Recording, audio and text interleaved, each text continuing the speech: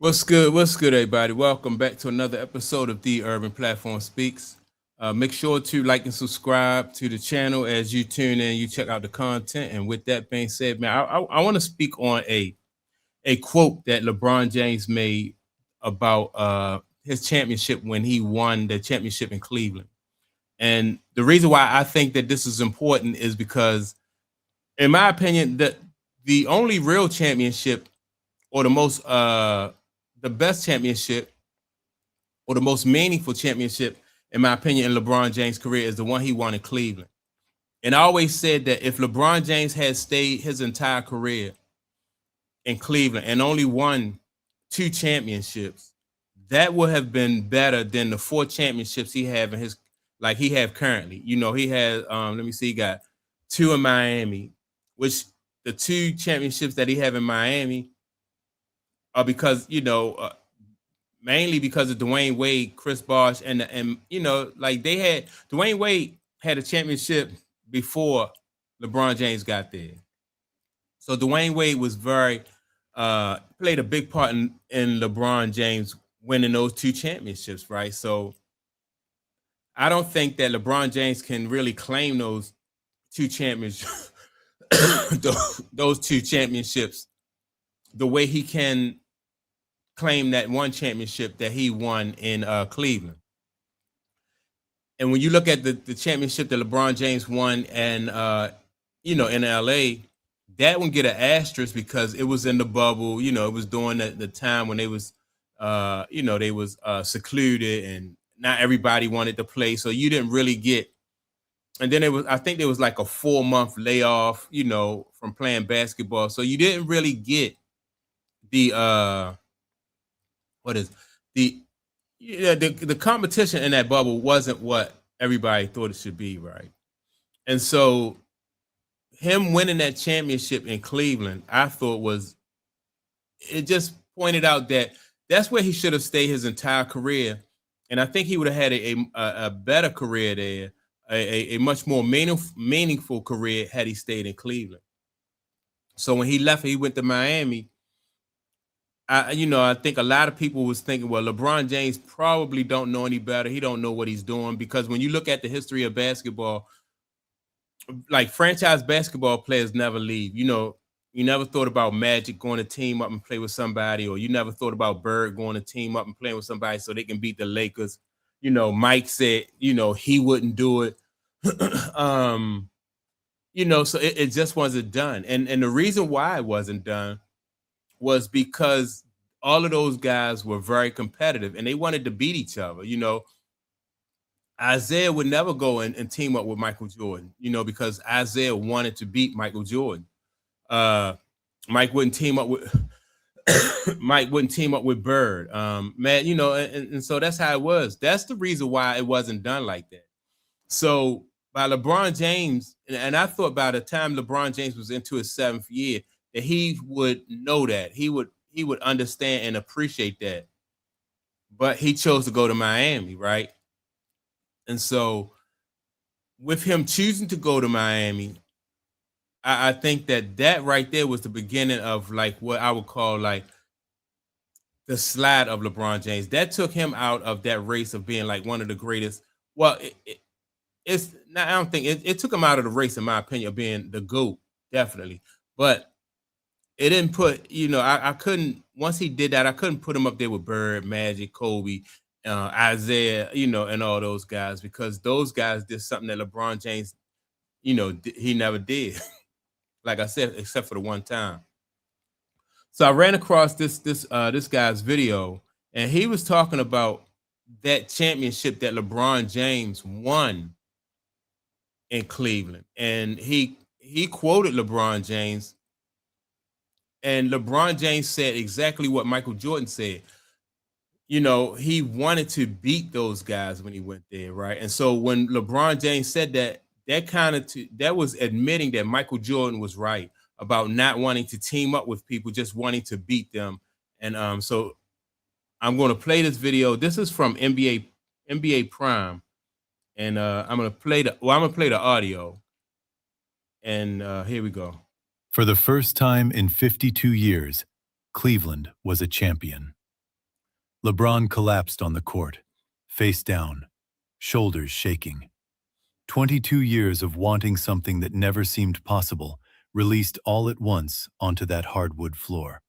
And see, that's where perseverance come in, right? So the guy narrating said 22 years of doing something that nobody thought was possible. And so remember when LeBron James won that championship in Cleveland, he just, he was very emotional. And that comes with like perseverance. It comes from, trial and error, just keep chugging away. And so that's what legends are made of. And in that moment, something quiet happened inside millions of people watching. They remembered. Not a highlight, not a stat, not a trophy count. A golf course, a casual interview, a man who had already won everything, sitting down and saying something that nobody wanted to hear. I was trying to beat those guys, not join them, not take the easy road, not build a super team and wait for the rings to come. Beat them. Nobody had to say Jordan was right. Right. And so that is a quote from LeBron James. He was saying he was trying to beat those guys, right? Not join them. Right. But by this time in his career, he had already joined Dwayne Wade, won 2 championships there, and now he went back to Cleveland. Right. But that championship in Cleveland, I think, is the best championship on LeBron James's out of all the championships that he's won, that championship, because he did it in his hometown. He did it with his franchise, and it was his team. And so that statement from LeBron just lets you know that LeBron James understands the difference between teaming up with people and the difference between persevering and doing it, the way that it was the right way, the way it was supposed to be done. And so LeBron James chose for the most of his career, except for that one year, and that year they won it all in Cleveland, he chose to go and move around and take another route, and and so I think, why would LeBron James choose to do that? Because by the time LeBron James was in his 7th year, his career, he was saying that, he's looking around, he was like, wow, what Mike did, I don't know if I can do it like that. What Mike did in Chicago, I don't know if I can do it like that. And I got to start winning championships. So I think that LeBron James kind of panicked by the time he got to his 7th year in Cleveland. He kind of panicked, like, yeah, because LeBron James understood what it takes, like the hard work. And then sometimes even when you do the right things, you put in the work that you're supposed to put in, you don't always get the result that you want. Not saying that LeBron James, would not have worked hard if he was there, but he may not. It was a good likelihood that LeBron James wasn't going to be able to win 6 championships with the Cleveland Cavaliers in that organization. And I'm thinking that's what he was thinking by that time, because the team that they had surrounding him, it was hard for LeBron James to get people to come to Cleveland and help LeBron James out. So that's why LeBron James felt like he needed to move.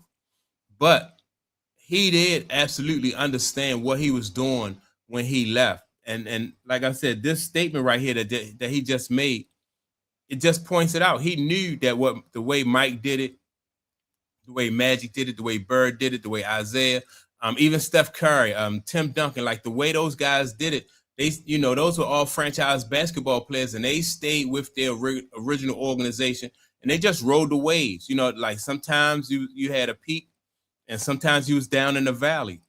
But the thing is it's just, for the player, it's worth it, and for the fans, I think it's worth it, because it's just, you just get to ride that emotional wave, and it's about perseverance, right?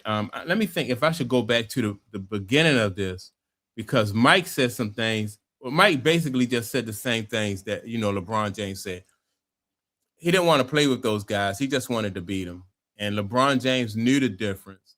I think now that LeBron James has gone down this road, I think the more and more, the closer he gets to retirement, I think the more he regrets moving from team to team, because that really, in my opinion, and not just my opinion, but it's obvious that that really affects his legacy. When you look at him, you look at LeBron James, you look at Kevin Durant, you look at James Harden, you look at like Chris Paul. All of these are great basketball players, excellent basketball players, but their legacy is different from guys who stuck it out with their team and managed to win a championship or two or even more. You know, you don't look at Chris Paul the same way as you do, you know, Isaiah Thomas. You know, you don't look at James Harden the same way as you do somebody like an Isaiah Thomas, or you don't even look at James Harden the same way you look at like a Karl Malone. Karl Malone didn't win a championship, but he's with his team, the Jazz, for his entire career, just about, you know, the years that matter. Same thing with Patrick Ewing. You don't look at James Harden the same way you look at a Patrick Ewing, you know, just because they spent the bulk of their years trying to bring a championship to their, you know, to the team that drafted them. And so LeBron James understood that, and he just tried to take a different path. And I think the closer LeBron James gets to retirement, I think the more and more he might look back on that with some regret. So that's my take on this situation. Make sure to like and subscribe. Also, don't forget to leave a comment, and I'll check you all out in the next video. Peace.